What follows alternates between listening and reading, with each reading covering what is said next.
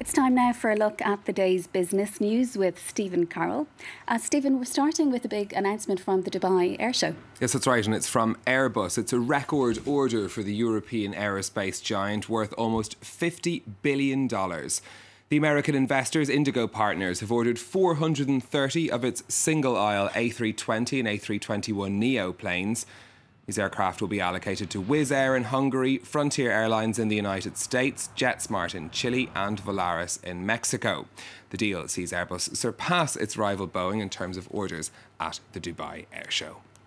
And next to the latest on Venezuela's debt crisis. Caracas says that it's begun catching up on overdue payments after a second ratings agency declared the country in default. Fitch downgraded Venezuela to restricted default over failure to make payments on sovereign bonds a day after Standard & Poor's took a similar step. But Fitch also sounded the alarm over money owed by the state-owned oil company PDVSA. Erin Ogunki reports. The spectre of economic catastrophe continues to haunt Venezuela. On Tuesday, credit agency Fitch downgraded the cash-strapped nation to restricted default after it failed to make scheduled payments on its sovereign bonds. This comes after Standard & Poor's also downgraded the country to selective default. We're refinancing the external debt. We are paying, despite what Ricardo Hausmann, risk rating agencies, Julio Borges, OFAC, the Treasury Department, the European Union and Donald Trump say. We do not care.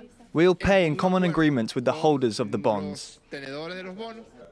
China, which holds $28 billion of Venezuela's debt, downplayed the crisis, saying its massive financing of the country is proceeding normally.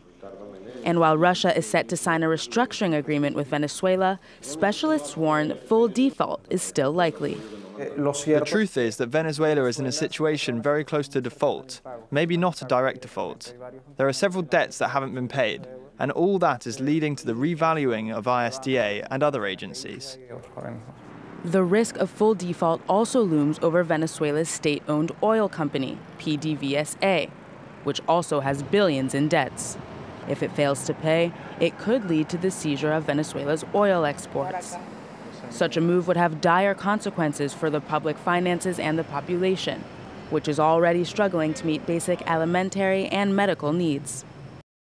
And Stephen, what's happening on the market so far today? Well, the big news is coming out of the oil markets today in trading. That's after the International Energy Agency warned on Tuesday that the US was expanding its oil production at a rate that had a record rate of expansion. Brent and WTI both trading down today. We don't have the right figures on that graphic for you, but it's also impacting the European stock markets.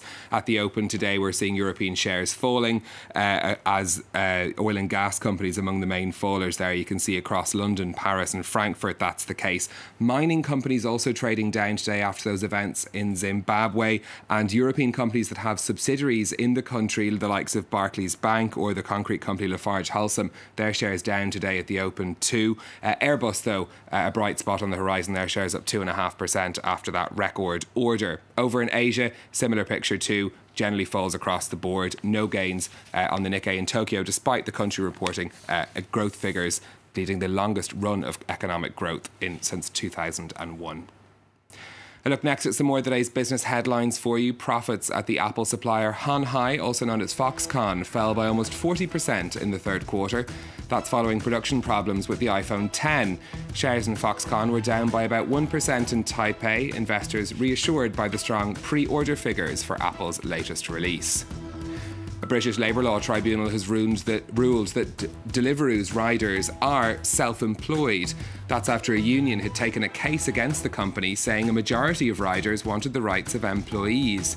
But the UK's Central Arbitration Committee found they were self-employed because they had the right to allow other riders to take their place on the job.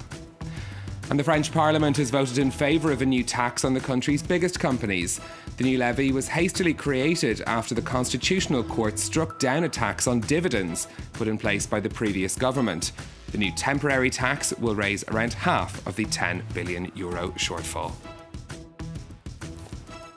finally, Stephen, some good news for computer geeks. Mario and Luigi, they may be heading back to the big screen. That's right. As one of the biggest licensing deals in years, the Wall Street Journal reporting that the animation studio Illumination Entertainment is close to a deal with Nintendo to make an animated Super Mario Bros. Film. The 32-year-old computer game series is believed to be the best-selling video game franchise ever. A deal with Illumination would see Mario and Luigi and their fight against evil turtles and mushrooms join a lineup that includes films like Despicable Me and The Secret Life of Pets. Thanks, Stephen. That's Stephen Carroll there from the Business Desk.